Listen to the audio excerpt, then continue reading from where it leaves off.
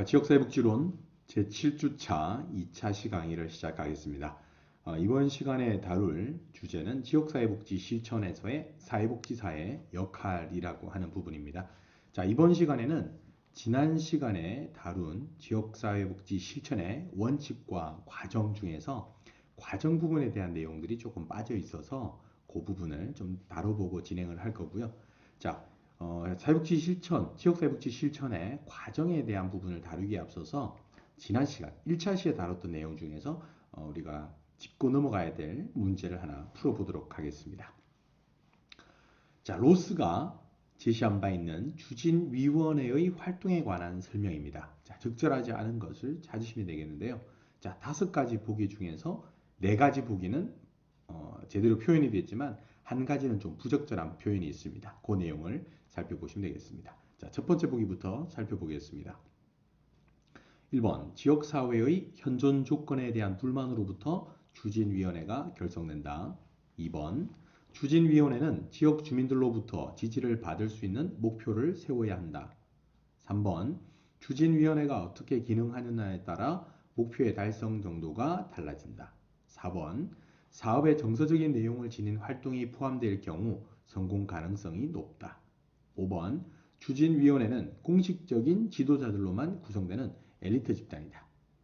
자, 보기만 보더라도 어떤 게 잘못되어 있다라고 하는 것을 아마 쉽게 알 수 있을 겁니다. 네, 정답은 5번이 되겠습니다. 자, 지금 풀이는 여기 설명을 해두는데요. 지금 방금 말씀드렸던 1, 2, 3, 4번에 대한 부분들은 사실 다 맞는 제대로 된 표현입니다. 자, 추진위원회가 반드시 공식적인 지도자들로만 구성되는, 특히 엘리트 집단으로 구성되어져야 된다라고 하는 것은 사실 잘못된 표현이고요. 가능하면 지역의 토착적인 지도자라든지 지역의 양심을 가지고 있거나 지역에서 나고 자라고 그리고 지역의 신뢰와 인정을 받고 있는 유능한 지도자를 발굴하는 것, 이것이 굉장히 중요한 관건이다라고 하는 것을 말씀을 드렸는데, 실제 광범위한 지역 주민들의 참여가 이루어진다면 훨씬 더 좋은 결과를 가져올 수 있다라고 하는 거죠. 그래서 물론 추진위원회에는 이들의 대표성을 지니고 있는 사람들이 참여를 하겠지만 많은 주민들이 관심과 지지를 그리고 참여할 수 있는 어떤 것들을 조성해내는 것도 중요하다. 그래서 실제 공식적인 어떤 그 엘리트 집단으로만 추진위원회를 구성하는 것은 아니다. 이렇게 보시면 되겠습니다.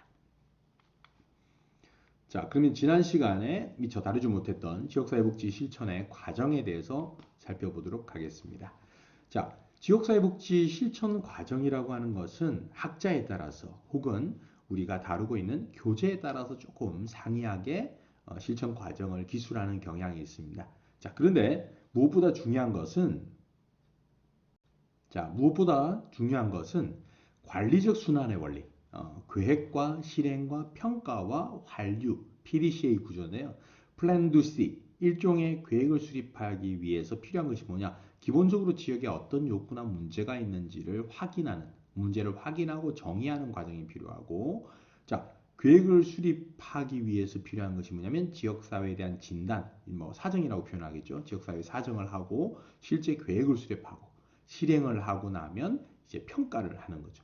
자, 평가를 하고 나면 이제 끝나는 것이 아니라 이 평가 결과를 그 다음 계획 수립에 반영하는 일종의 피드백, 관류라고 하는 체계가 이루어진다는 거죠. 그래서 사실 전후 관계를 이런 PDCA 구조, 즉 관리적 순환의 원리에 따라서 살펴볼 필요가 있을 것 같습니다. 그래서 이번 시간에 다루게 되는 지역사회복지의 실천 과정이라고 하는 것은 기본적으로는 문제의 확인이라고 하는 과정을 거쳐서 지역사회의 사정, 그리고 계획과 실행, 그리고 평가. 물론 여기 이제 관리라고 하는 표현을 따로 표현을 하지 않았지만 이런 과정을 통해서 지역사회복지가 이루어지고 있다라고 이해를 하시면 되겠습니다. 자, 그렇다면 첫 번째 문제의 확인인데 이 문제의 확인이라고 하는 것은 어떤 과정이냐? 자, 우리 지역에 어떤 해결되지 못한 욕구나 혹은 문제 상황이 있는지, 개선이 필요한 문제들에는 어떤 것들이 있는지를 확인하는 작업이 필요합니다. 자, 이때는 지역사회가 어떤 상황인지에 대한 진단이 제대로 이루어져야 되겠죠. 물론 뭐 지역사회에 대한 진단이라고 표현을 쓰기도 하고 뭐 사정이라고 하는 표현을 쓰기도 하는데 사회복지에 있어서의 진단과 사정이라고 하는 표현은 내담자 혹은 실제 사회복지 급여나 서비스를 이용하는 사람을 볼 때 이 두 가지 어떤 관점이냐?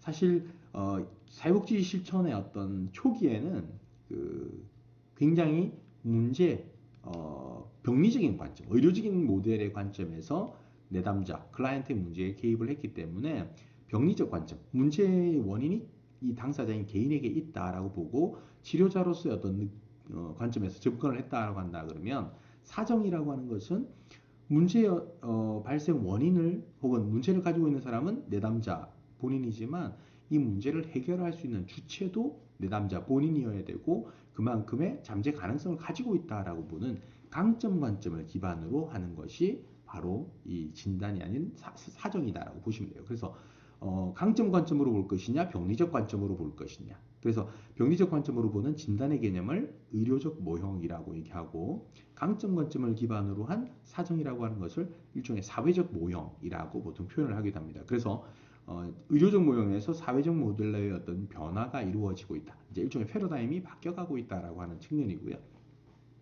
그럼에도 불구하고 아직도 여전히 진단이라고 하는 표현을 쓰는 경우도 들어 있습니다. 참고로 그냥 구분을 하시면 좋을 것 같고요. 자, 지역사회가 어떤 상태에 있는지를 진단을 하고 표적 집단, 그러니까 실제 이 지역사회복지 활동, 지역복지를 실천하는 데 있어서 타겟이 될 만한 대상이 누구인가? 개인일 수도 있고 집단일 수도 있고 일정한 조직이 될 수도 있겠는데 이 표적 집단을 확인하는 작업이 필요합니다. 그래야 개입의 범위라든지 어느 정도까지 개입을 할 것인지 이런 것들을 파악할 수 있기 때문에 표적 집단에 대한 확인도 굉장히 필요하고 또 하나는 우리가 앞 시간에 추진위원회를 구성할 때 지역에는 수없이 많은 욕구나 문제들이 상존합니다. 그런데 이런 것들을 다 해결해 줄 수 없기 때문에 굵직굵직한 정말 필요한 어떤 욕구나 문제, 해결되어야 될 욕구라든지 문제에 우리가 관심을 가지고 해당 욕구나 문제에 초점을 맞춰서 추진위원회를 끌고 나간다라고 말씀을 드렸는데요. 결국 이것은 뭐냐면 우선순위를 정해야 한다는 거죠. 자, 이런 과정이 맨 첫 번째 이루어지는 과정이다. 그래서 문제를 확인하고 이 문제를 정의하는 거죠.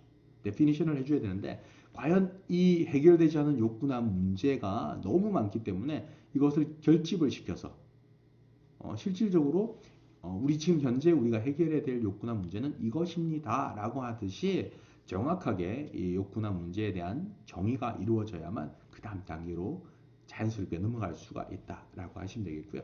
자, 두 번째는 지역사회에 대한 이제 사정이 이루어지죠. 자, 어떤 문제가 있는지를 확인하는 과정에서 반드시 필요한 것이 지역사회에 대한 진단이라고 할 수 있는 지역사회 사정인데 지역사회를 사정할 때 중요한 주요 원칙들이 있습니다. 그냥 단순히 우리 지역에 어떤 해결되지 않은 욕구나 문제가 있는지를 확인하는 것에 그 의미를 두기보다는 실제 해결되지 않은 욕구나 문제를 해결하기 위해서 어떠한 서비스 혹은 어떠한 프로그램, 어떠한 노력들이 필요한가 라고 하는 것들을 우리가 찾아내기 위한, 만들어내기 위한 과정이다라고 보시면 되겠고요. 지역사회의 어떤 일부의 어떤 문제보다는 일단 지역사회를 사정할 때는 우리 지역에 상존하고 있는 다양한 해결이 필요한 욕구라든지 문제 상황들을 골고루 두루두루 이렇게 사정을 할 필요가 있겠습니다. 이제 이런 과정을 통해서 사실 문제들을 좀 집약하고 축약시키는 과정이 이루어진다라고 보시면 되겠고요. 또 우리가 좀 고려해야 될 부분들은 방금 말씀드린 것처럼 이 적절한 과정들이 있습니다. 문제를 확인하고 실제 이런 여러 사정을 한다거나 계획을 수립하거나 실행을 하거나 평가하는 이런 과정들에서 우리가 반드시 고려해야 될 이런 항목들에 대해서도 좀 살펴볼 필요가 있겠고요. 이런 사정을 할 때 몇 가지 유형들이 있습니다. 포괄적 모형 사정이라든지 문제중심 사정, 하위체계 사정, 자원 사정, 협력 사정 여러 가지 사정이 있겠는데요.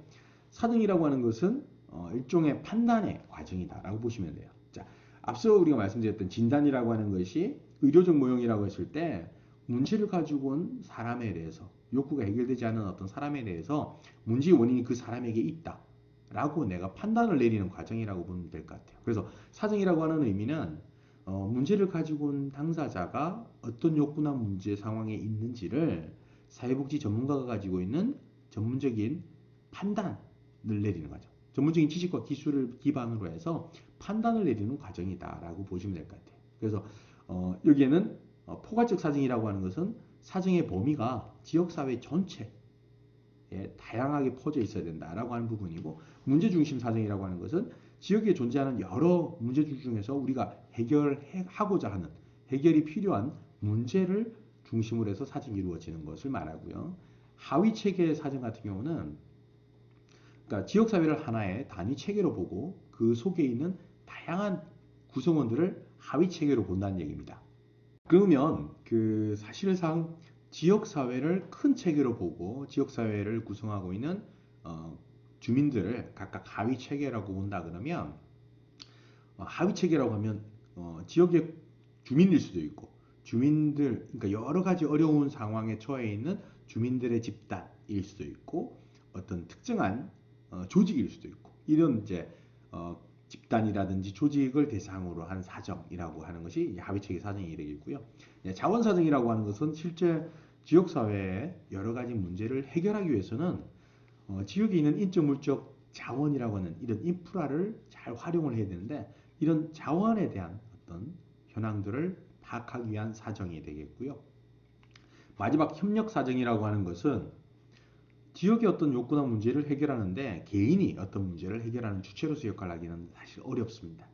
그리고 지역에 있는 특정한 어떤 기관을 중심으로 어떤 지역의 현안이나 이슈들을 해결해 나가는 것, 물론 해결해 나갈 수 있지만 단일 기관보다는 여러 기관들이 서로 협력한다거나 여러 집단들이 서로 협력해서 문제를 해결해 나가는 것이 훨씬 더 바람직하다라고 하는 측면에서 여러 기관들과 함께 협력해서 사정을 해 나가는 과정, 특히 지역 사회를 사정하는 한다는 얘기입니다.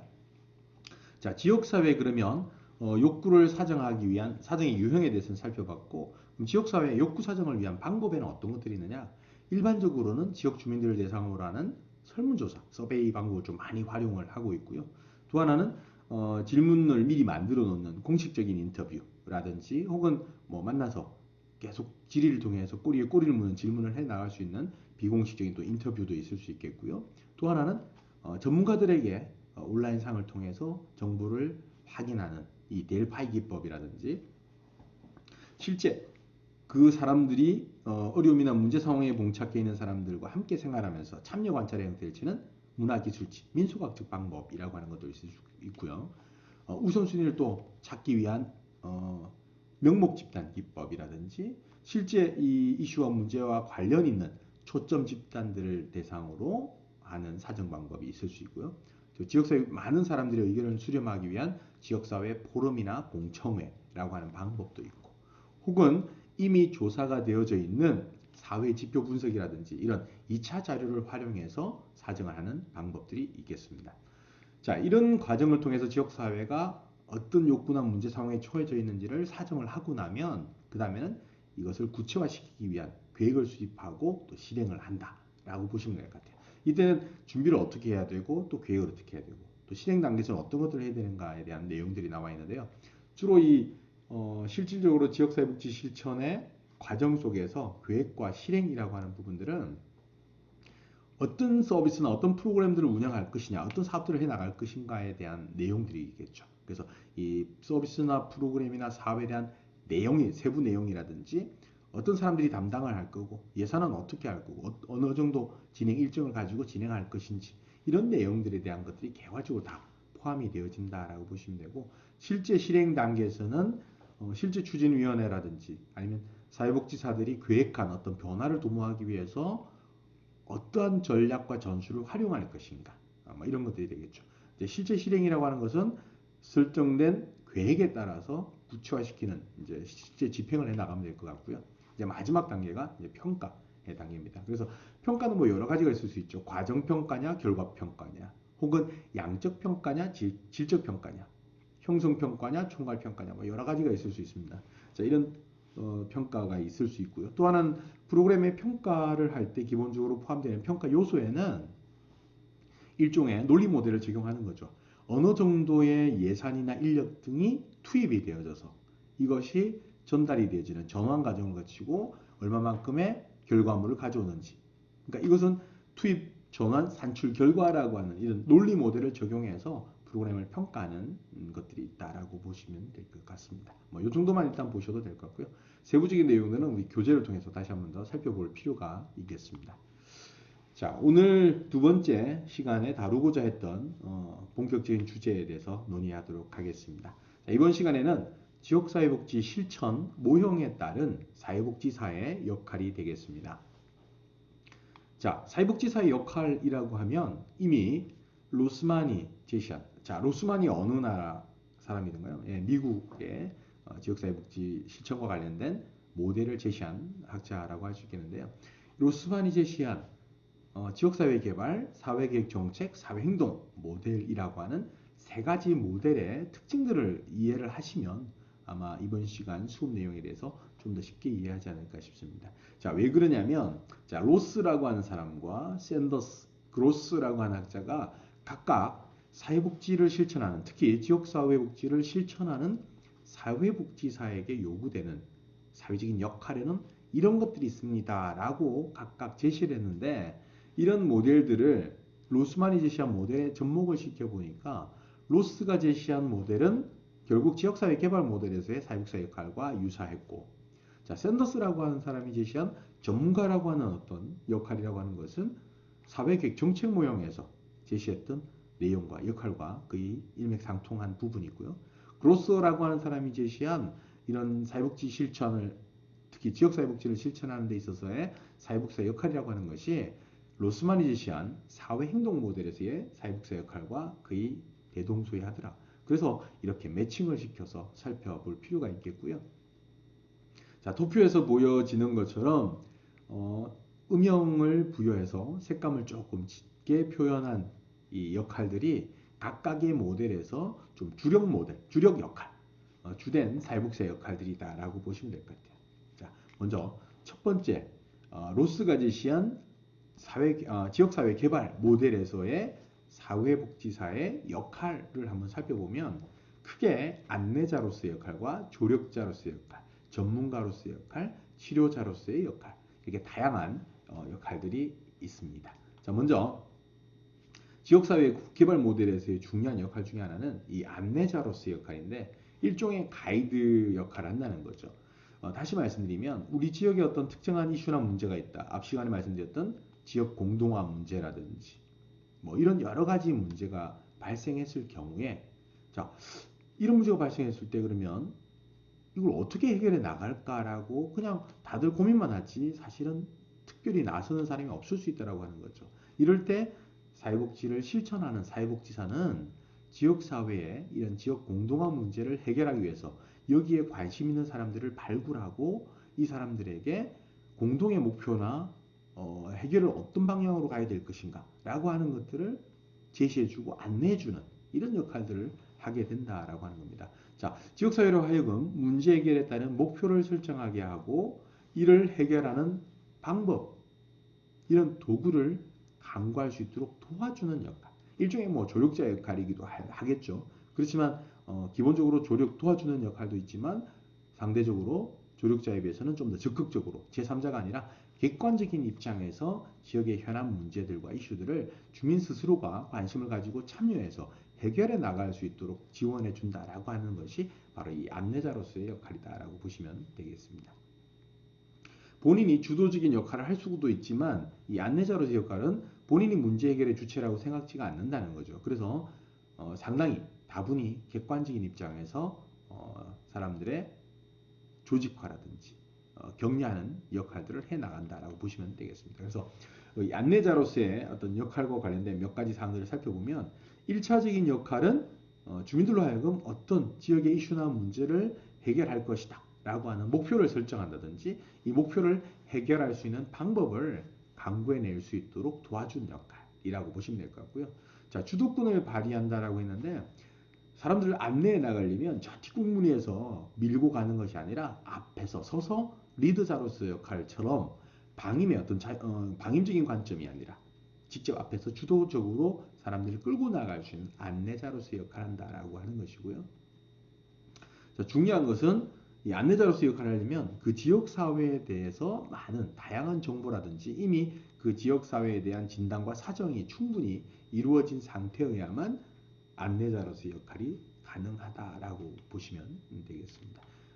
자, 두 번째 역할도 굉장히 중요한데요. 사실 지역사회 개발 모델에서 가장 중요한 역할 중에 하나가 바로 이 조력자로서의 역할이 아닌가 싶습니다.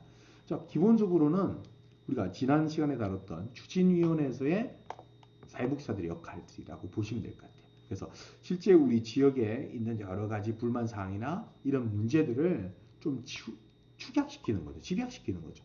여러 가지 문제를 우리가 다 다루기는 어렵다고 말씀을 드렸기 때문에 이런 몇 가지 주된 문제들을 좀 집약시키는 역할들을 하는데, 이것 또한 사회복지사가 직접 하는 것보다는 참여한 구성원들로 하여금 이러이러한 욕구나 문제들로 좀 축약을 시키는 역할이 필요합니다. 결과적으로 불만을 집약한다라고 하는 부분은 지역에서 함께 해결해야 할 지역사회 문제를 확인할 수 있도록 도와주는 역할, 일종의 촉매자로서의 역할을 수행한다라고 볼 수 있겠습니다. 자, 두 번째, 그러면 지역사회 주민들이 이런 문제에 관심을 가지고 지역에 어떤 문제가 있다라고 하는 것을 확인을 하겠다 그러면 주도적으로, 자발적으로 이 문제 해결에 참여할 수 있도록 조직화를 격려하는 이런 역할도 사실 한다는 거죠. 자, 그러면 조직화를 이루었다라고 하면 이 조직 내에서의 구성원들이 서로 간에 효율적인 의사소통이 이루어질 수 있도록 하고 좋은 대인관계를 만들 수 있도록 해주는 역할도 사회복지사가 해야 되는 역할입니다. 이게 이제 조력자로서의 역할이 되겠죠. 자, 그리고 중요한 것 중에 하나가 추진위원회에서의 원칙처럼 공동의 목표를 설정하고 그것을 강조해 주는 역할. 이것 또한 사회복지사가 해야 될 역할 중에 하나다라고 보시면 될 것 같아요. 사실 조력자로서의 역할이라고 하면 방금 말씀드렸던 이 네 가지 보기가 중간중간에 사회복지사 1급 문제에서도 출제되는 경향들이 있습니다. 그만큼 실제 지역사회 개발 모델에서 사회복지사의 역할, 특히 조력자로서의 역할이 무엇이냐라고 했을 때 불만을 집약하고 조직화를 격려하고 좋은 대인관계를 만들고 공동의 목표를 강조하는 이런 일들이 조력자가 수행해야 되는 역할이다라고 이해를 하시면 되겠습니다. 자, 이것 외에도 지역사회복지 실천 과정에서 사회복지사는 전문가로서의 역할을 수행합니다. 이 전문가라고 하는 역할을 했을 때는 뭐냐면 기본적으로는 지역에 어떤 욕구나 문제가 있는가 하는 것들을 사실은 진단을 하고 판단을 하고 우리 지역에 대한 정보라든지 혹은 타 지역에 대한 정보라든지 또 주민들을 조직화하는 일을 하기 때문에 조직화에 대한 어떤 조언, 평가 기술이라든지 또 평가 기술이 아니고요. 조사 기술이라든지 평가 이런 것과 관련된 역할들을 충분히 수행할 수 있어야 된다는 거죠. 그래서 이 전문가로서의 역할이라고 하는 것은 지역사회 개발 모델에서만 해당되는 것이 아니라 지역사회 복지를 실천하는 사회복지사의 기본 역할 중에 하나가 전문가로서의 역할이 있다라고 이해를 하시면 되겠습니다. 자, 지역사회 개발 모델, 로스가 제시한 지역사회 개발 모델의 마지막 역할 중에 하나는 사회치료자로서의 역할인데요. 사실 사회치료자라고 하는 의미는 바람직한 사회복지사가 치료자로서 역할을 한다 이렇게 이해하기보다는 실질적으로 우리 지역의 어떤 욕구나 문제가 해결되지 않고 있는데 그러면 이게 왜 해결되지 않고 있느냐라고 하는 거죠. 이 해결되지 않고 있는 여러 사람들의 노력에도 불구하고 이게 해결이 안 되는 것은 이 해결을 가로막고 있는 어떤 것들이 있다라고 보는 거죠. 그래서 사회복지사는 이런 장애물 같은 장애 요인들을 사실은 제거를 시켜주고 왜? 변화를 방해하는 어떤 요인들을 사실은 제거시켜주는 이런 역할들을 하고 여러 가지 갈등적인 요인이라든지 지역의 어떤 긴장 상태를 좀 완화시켜 줄 수 있는 이런 역할을 하기 때문에 사회 치료자로서의 역할이지 직접적으로 사회복지사가 나서서 어떤 문제를 해결하고 사람들의 심리적인 요인들을 치료해주는 이런 역할이라고 보기에는 좀 어렵습니다. 그래서 기본적으로 지역사회에 나타날 수 있는 여러 가지 긴장 요인이나 갈등적인 상황 이런 것들을 협력적인 작업들을 방해하는 요인을 없애주는 제거시켜주는 이런 역할들이 사회 치료자로서의 역할이다라고 기억을 하시면 되겠습니다. 자, 두 번째는 샌더스가 제시한 사회계획 모형, 사회계획 정책 모델이 되겠습니다. 자, 여기에서의 기본적인 역할은 전문가로서의 역할인데요. 여기서는 전문가, 분석가, 계획가, 조직가, 행정가 이렇게 다양한 역할들을 수행한다라고 보시면 되겠습니다. 세부 내용을 살펴보면요. 자, 사회기획 모델에서의 사육사 역할이라고 하는 것은 분석가입니다. 이제 뭐 쉽게 얘기하면 우리가 로스만이 제시한 사회계획 정책 모델에서와 같이 실제 도시화되고 산업화되는 현대 사회에는 지역사회 문제가 반드시 존재할 수밖에 없는 구조를 갖고 있다. 그렇기 때문에 이것을 개인이 직접적으로 해결하기보다는 전문가를 고용해서 이 전문가들로 하여금 이 문제를 의도적으로 계획적으로 변화시켜 나가고자 하는데 기본적인 특징을 갖고 있다라고 말씀을 드렸습니다. 그래서 그러면 의도적인 변화, 계획된 변화를 도모하기 위해서 필요한 게 뭐냐? 결국은 우리 지역 사회에 우리 지역 사회가 지금 현재 어떤 상태에 있고 어떤 문제가 있고 어떻게 해야 해결할 수 있는가라고 하는 것들을 파악하기 위해서는 지역 사회에 대한 광범위한 조사가 필요한 거죠. 그래서 조사자로서의 역할도 사실 수행하려 하게 되고 지역 사회 문제 해결을 위한 수집된 자료를 분석하는 과정이 필요한 거죠. 이 과정에는 방금 말씀드린 것처럼 지역사회 문제 개선에 초점을 두고 필요한 사회 변화를 위한 프로그램에 관한 분석도 있을 수 있고 프로그램을 만들기 위한 계획을 수립해 나가는 과정에 대한 내용들, 프로그램이 형성되게 된 이런 과정에 대한 분석도 있을 수 있고, 자, 의도든 계획된 변화에 대한 평가, 소위 말하는 프로그램의 성과에 대한 것들도 분석할 수 있어야 되는 거죠. 어쨌든 이건 기본적으로 전문가들이 수행하게 되는 조사 분석이라고 하는 이런 어떤 역할이라고 이해를 하시면 되겠습니다.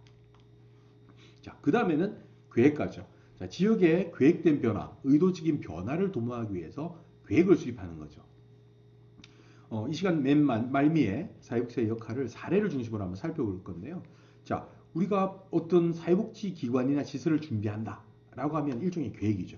근데 이런 시설이나 기관을 그냥 계획을 해서 설립하거나 운영할 수 없기 때문에 관할 지자체의 담당 공무원을 만나서 이 시설 설립이 가능한지, 운영이 가능한지, 혹은 보조금은 지원받을 수 있는지, 뭐 이런 것들을 타진해 보는 작업이 필요할 거 아니에요. 자, 이런 과정이 결국 사회계획 정책 모델에서의 계획가로서의 역할이다라고 보시면 되겠습니다. 자, 그 다음에는 조직가죠. 여기서의 조직과라고 하는 것도 말씀드린 것처럼 지역사회복지 실천의 기본적인 관점은 광범위한 주민들의 관심과 참여를 제고시키는 것. 이것이 성공적인 지역사회 변화를 가져올 수 있다라고 하는 거죠. 그래서 지역 문제 해결을 위해서 계획된 변화를 위해서 필요한 경우에는 지역사회 문제 해결을 위해서 필요한 조직을 만드는 것. 그래서 여기에 조직을 만들 수 있도록 격려하고 지지하는, 지원하는 역할을 하는 것이 바로 이 조직가로서의 역할이다라고 보시면 되겠습니다. 자, 사회행동 모델. 자, 그로스가 제시한 사회행동 모델은 우리가 로스만이 제시한 사회행동 모델의 특징하고 거의 유사하다라고 보시면 되겠습니다. 그래서 조력자, 중개자, 옹호자, 행동가라고 하는 부분인데요. 자, 지역사회 개발 모델에서도 조력자로서의 역할이 있었고 사회행동 모델에서도 조력자 역할이 있는데 이 둘은 차이가 있습니다. 자, 우리가 지역사회 개발 모델에서의 조력자는 어떤 역할을 했습니까? 불만을 집약하고 조직화를 격려하고 좋은 대인관계를 만들고 뭐 이런 내용들이 주를 이뤘다라고 한다면 실제 사회행동 모델에서의 조력자라고 하는 것은 뭐냐면 자, 부와 권력과 기회 이런 것들이 골고루 배분이 되지 않기 때문에 우리가 살고 있는 지역사회에는 소수의 취약한 사람들, 억압받고 있는, 소외되고 있는 소수의 사람들이 있기 때문에 이 사람들의 입장을 대변해주고 옹호해줄 수 있는 이런 역할도 하지만 이 사람들의 편에 서서 일을 하게끔 해야 된다는 거죠. 그래서 이 조력자라고 하는 것은 주민들을 조직화하는 일을 격려하지만 중립적인 입장에서 활동을 하게 됩니다. 특히 서비스를 받아야 되는 이 소수의 입장이라기보다는 수혜자의 입장이라기보다는 기관의 입장에서 일을 하는 것을 비판을 한다는 거죠. 다시 말씀드리면 앞서 말씀드린 것처럼 실제 소외되고 억압받고 있는 사람들과 함께 일을 해야지 왜 기관 편에 서서 일을 하느냐 이제 이렇게 얘기를 할 수 있는 거죠. 그래서 이 사람들과 같이 일을 하는 경우를 말한다라고 보시면 될 것 같고요.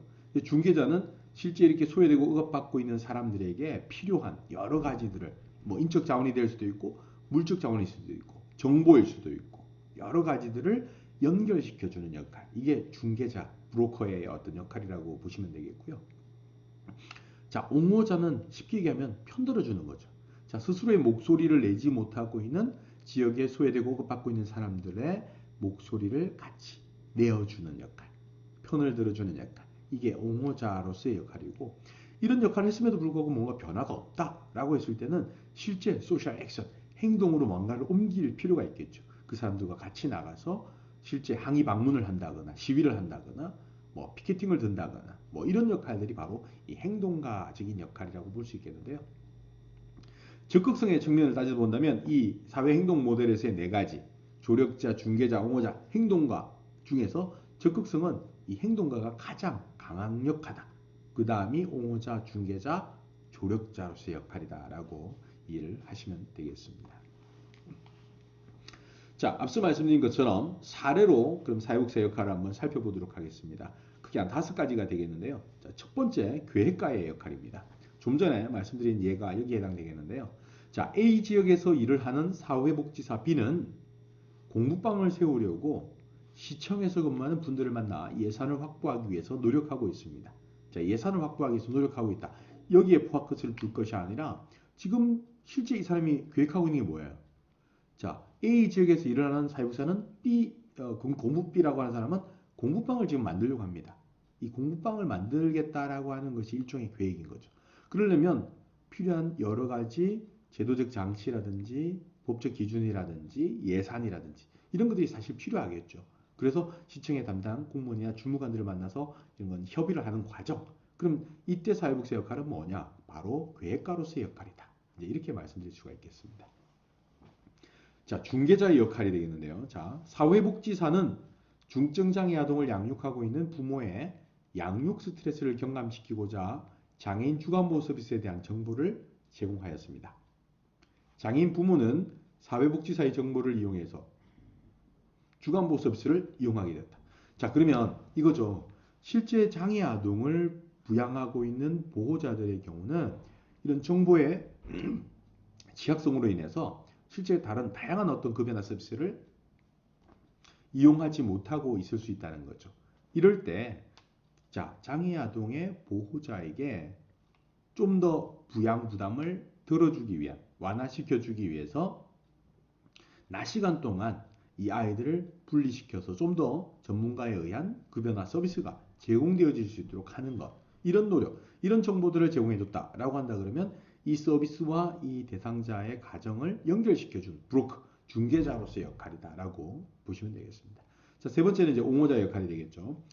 자, 연내 신용카드 소득공제 폐지가 가시화되자 사회복지사는 소득공제 폐지를 반대하는 이들의 서명 명부를 기획재정부에 제출, 납세자의 민의를 전달하였다. 자, 이건 좀 거창한 얘기일 수는 있겠지만 어쨌든 실제 목소리를 내지 못하고 있는 사람들의 입장에 서서 이들의 입장을 편을 들어주는 역할. 이게 일종의 옹호자로서의 역할이다라고 보시면 되고요. 헷갈릴 수 있는 부분이 뭐냐면 이 4번과 5번에 해당되는 역할입니다. 조직가와 조력자로서의 역할인데요. 자, 4번 조직가의 역할을 한번 보겠습니다. 사회복지사는 지역 내 환경 문제를 해결하기 위해 주부들을 모집하여 환경봉사단을 결성하고 교육훈련 프로그램에 참여하도록 하여 지역사회의 환경 문제를 스스로 해결해 나갈 수 있도록 원조하였다. 자, 지역의 환경 문제를 해결하기 위해서 사람들을 불러 모으고 환경봉사단을 결성을 하고 그리고 이 사람들로 하여금 또 나가서 지역의 환경 문제를 스스로 해결할 수 있도록 했다라고 하면 사회복지 역할은 조직가로서의 역할입니다.